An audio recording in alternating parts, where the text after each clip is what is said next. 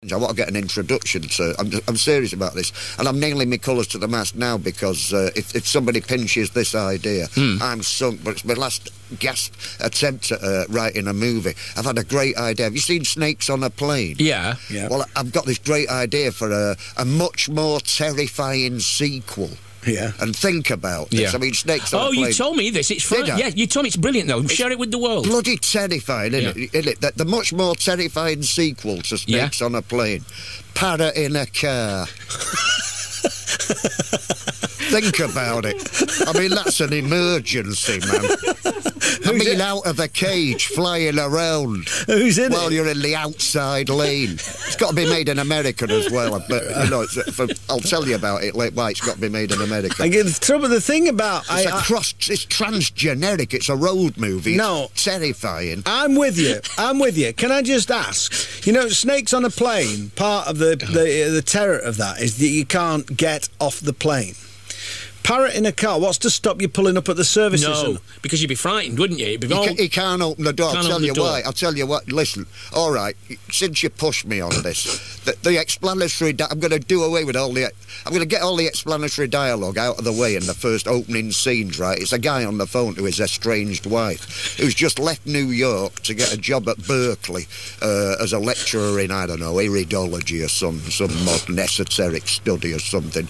Anyway, she's gone to get started work at Berkeley University, but she's not had time to find a gaff. So she's living on the campus, right? She's living on the campus. Yeah. He's on the phone to her saying, you know, and he's heartbroken, right?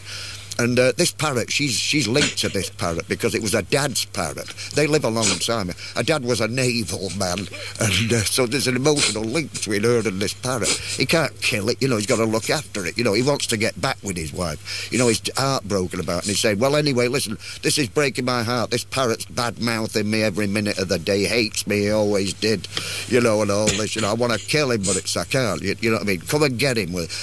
Come and get all your stuff. It's breaking my heart seeing your stuff in the apartment every day, and especially the parrot. And she's saying, I'll get the stuff as soon as I got a gaff of my own, you know what I mean, give me a chance and all this.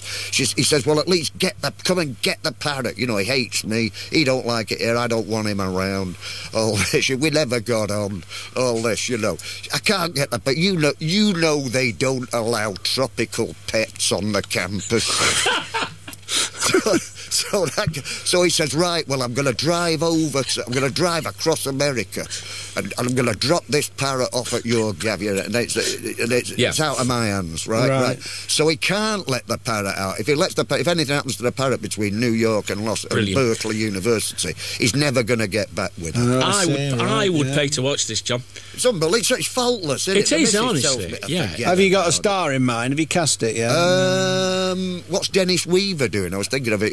It's kind of got a nodding sound kind of thing. We could probably get you Nicky Weaver. We'll try and get in touch with Dennis. You don't do an impression of Dennis Weaver, do you, John?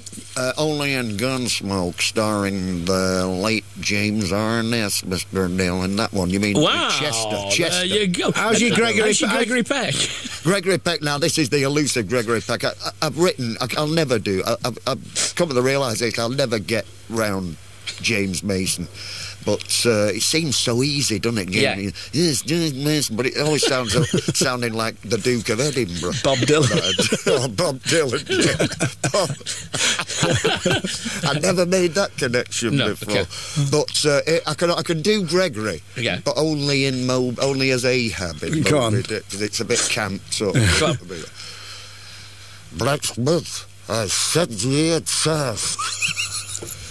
Whosoever of ye...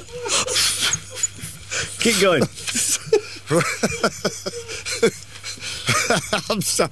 Whosoever of ye sees the white whale gets the Spanish gold ounce. Oh, it's uncanny. How's that? It's uncanny. It's like having him in the room. Well, he wouldn't be in the room. He's chasing a whale, would he? That's right. But Peter Gregory Peck's not with us. He'd be great to parrot in a car. No, listen. I could get... Yeah, right. Yeah, I'd happily do the rest of the show with you, John, but we'll have to let you go. Are you going to give us a poem before you go? Do you want one? Yeah, all right. Yeah, we'd love one. Well, listen, I've got either a poem or I've got this thing where I want to get a job on Radio 4 in a kind of thought for the day capacity. Oh, fine. Whatever you like. Is that all right? Yeah. Well, this is happy. You know the EU Happiness Index Directive. How we're all encouraged to sort of, you know, somebody must have told them the unexamined life isn't worth living. Blah blah blah. Okay. Who said that? Is it Socrates? It's rubbish. Yeah. It's bollocks. Sorry, sorry about that. But it is, isn't it? You know. But anyway, this is called Happiness Index Update. I thought I'd do it like what's a webcam? You're a modern a webcam. Guy. It's a camera. It's a camera. Is that what they do? Podcast, you mean? Podcast. Yeah, daily podcast. Lovely. That's what I meant, not webcam. Okay. Podcast. All right, let's road test this then. Happiness Index Update, right? I eat too much, and the food I eat isn't good enough. It's expensive, and the portions are too small. I don't have enough sex, and the sex that I do have could be better. I try to live my dreams, but none of them make any sense. There are more and more suicide bombers, and consequently, less and less suicide bombers. Apparently, 3 out of 4 people make up 75% of the population, but what does that prove when 80% of statistics are made up on the spot? This is the 3rd time we got a government nobody voted for, and still we are not happy as a nation. Before I get irretrievably enmeshed in the culture of complaints, I'll check out on a positive note. Those 2 dudes that got married. Not my thing, but I wish them well. Day 2. The sun always shines on TV, sang Aha in 1980 whatever. This observation has always struck me as inaccurate at best. This morning, however, brought the realisation that Morton Harkett and Company were residents of Norway, where this could be the case, provided one restricted one's viewing habits to local programmes only. This they failed to indicate. On a lighter note, what is more worthless than last Thursday's Newsnight, I wondered, whilst watching a section of last Thursday's Newsnight, which I had inadvertently taped. With the luxury of hindsight, those hot issues turned out to be just a bunch of stuff that happened somewhere. 2 examples of information without perspective, a higher form of ignorance. I'll sign off with a showbiz scoop. Apparently, Phil Collins has laryngitis, so it's not all doom and gloom. Oh, John, a pleasure as ever. Thank you. Thank you very much. Thank you very much, John. We'll do it again. Please, yes. Yeah, all right. Sometime soon, but yeah, you can see him at those places we outlined over the summer. The great John Cooper Clarke. BBC Radio 6 Music.